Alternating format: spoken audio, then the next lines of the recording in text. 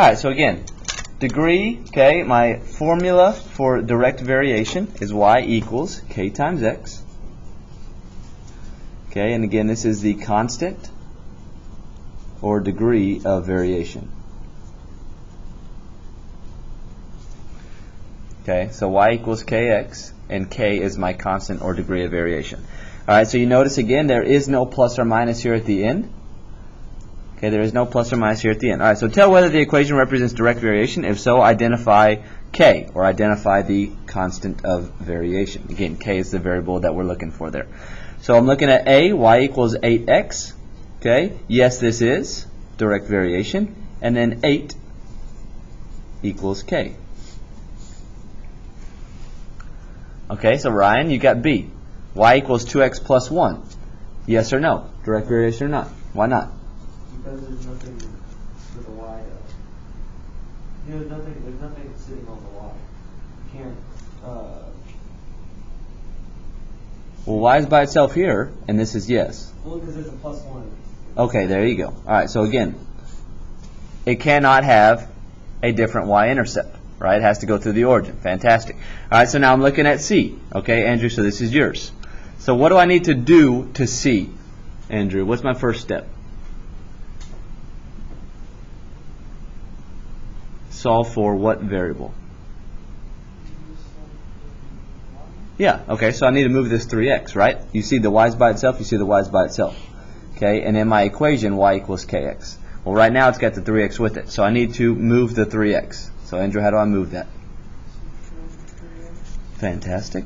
So I've got y equals negative 3x plus 6. Okay, so now you're ready to look at it, Andrew. Is that direct variation or not? Huh? Okay, go back to what Ryan said. Ryan said this was not direct variation, and he said that it was not direct variation because of this plus 1 at the end. Okay, so try again. Yeah, it's got a plus 6 here. Again, in my form, there is no plus b at the end. Okay, there is no plus or minus a number at the end. Alright, so again, y equals kx. K is the degree or constant of variation. So in A, which is direct variation, k is 8. Okay, again, y equals m, or constant of variation. So we're looking at slope, basically, for this 8. Number 2, or letter 2, says graph the direct variation equation. So all you're doing is you're going to take it and you're going to find points on the graph. So you're going to plug in a number for x. You're going to get an output for y. So if it is direct variation, it should intersect at the origin. Which means that if I plug in 0 for x, what should I get for y, Riley? 0, right? Okay, so let's plug in 0 for x. I plugged in 0 here. 5 times 0 is 0. So I've got a point at 0, 0. Okay, give me another x value, Riley. 2. Okay, so let's plug in 2 for x. 5 times 2 equals 10. So I've got a point at 10, which is way up there. Okay, let's plug in 1, Riley. What do I get if I plug in 1?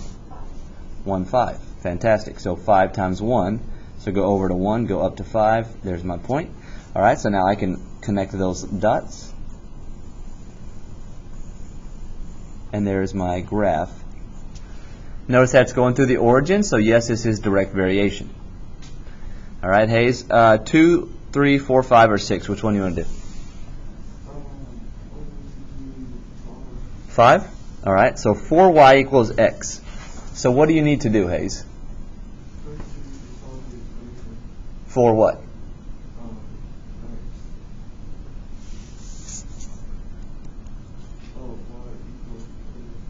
Okay, so what is by itself here, Hayes? Not x. Y is by itself. So what do you need to do? You need to solve for y. Okay, so this is 4 times y. You need to get the y by itself. So how do I solve for y? Okay, how do I do that?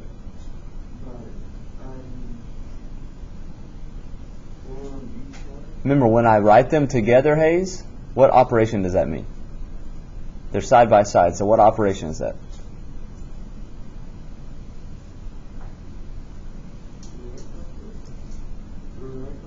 No, adding, subtracting, multiplying, or dividing. Those are my operations.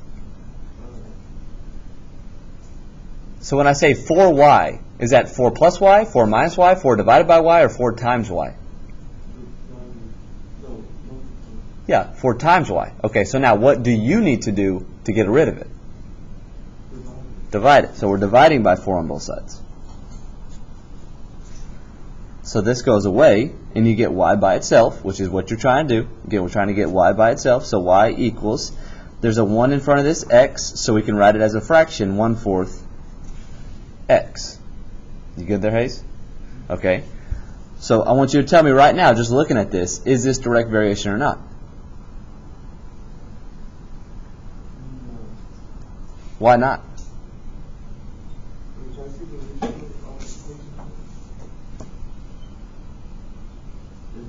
It is? It is. There's nothing at the end. There's no plus or minus at the end. So yes, this is direct variation. Okay, so now, if I plug in 0 for my x value, Hayes, what do you get for your y value? So you're plugging in 0 right here. So 1/4 times 0 is 0. So again, it's going through the origin. Okay, let's plug in 4, Hayes. If I plug in 4, I'm going to multiply 1/4, which is 1 divided by 4, times 4.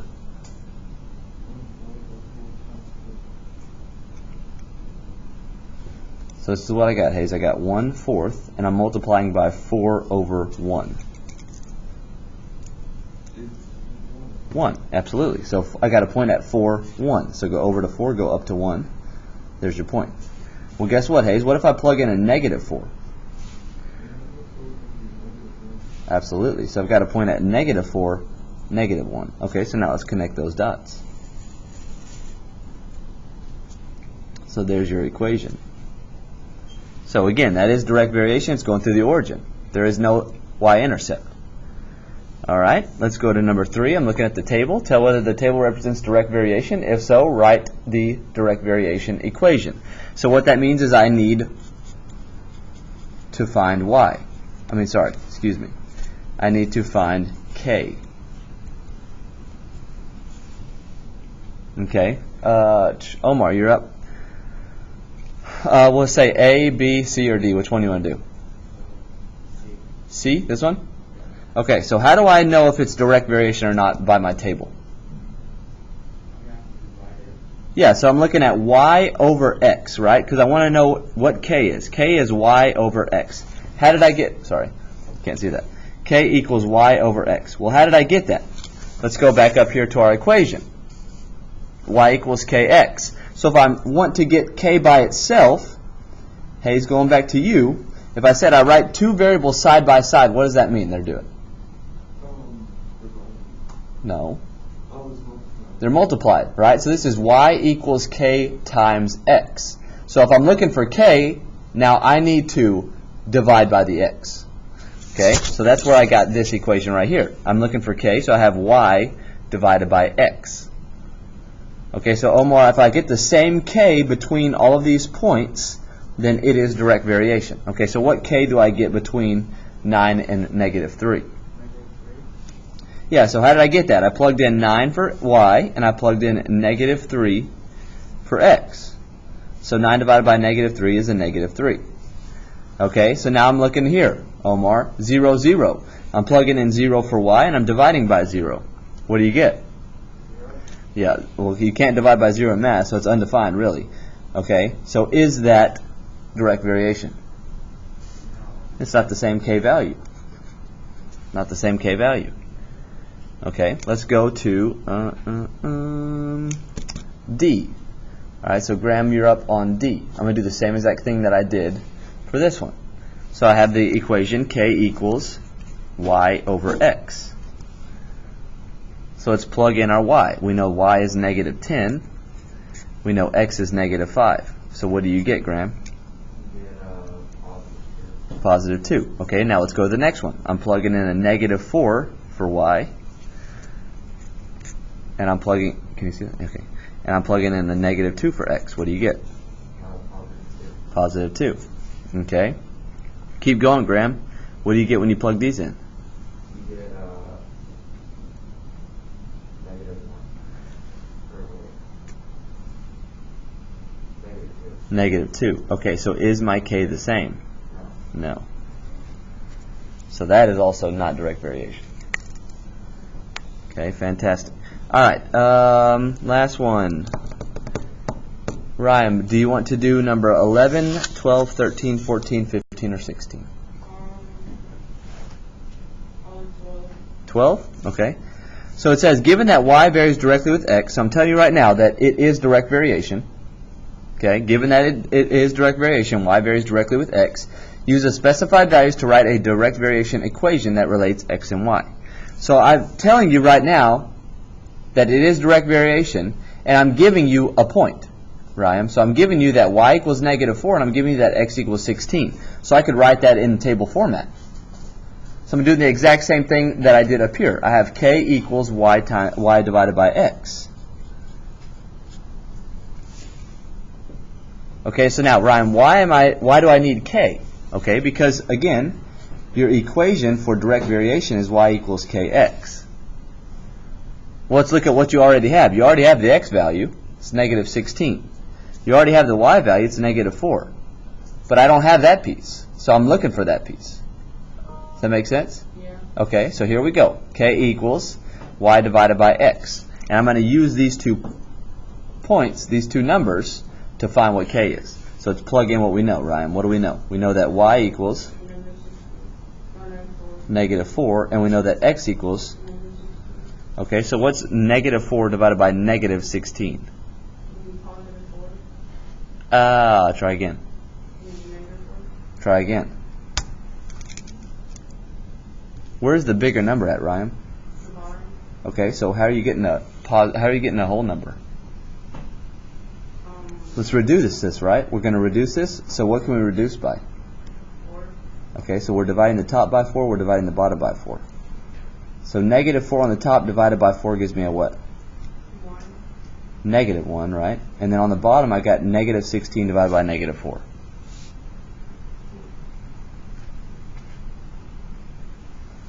Negative 4.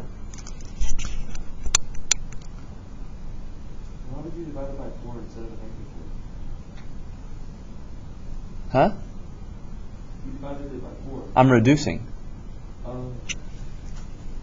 Okay, so Ryan, try again. This is not positive 4. This is positive...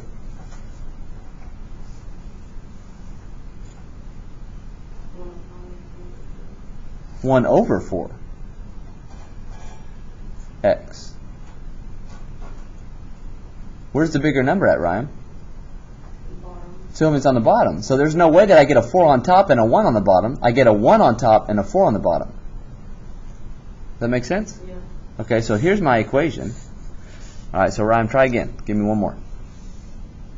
What number? 15. Let's do another one. Let's do 13. 13 looks easier. Okay, so again, y equals kx is my equation for direct variation, and I need to find what k is. I've got y, I've got x. So I'm taking k. K is k is y over x, which is a negative 30 divided by positive 5. You good there, Ryan? Yeah. Okay, all I did was plug into this formula, y over x. I know that y is negative 30, I know that x is 5. Okay, so let's go. What's negative 30 divided by a positive 5? Negative 6. Okay, so now give me my equation, Ryan. Y equals 6. What? Y equals negative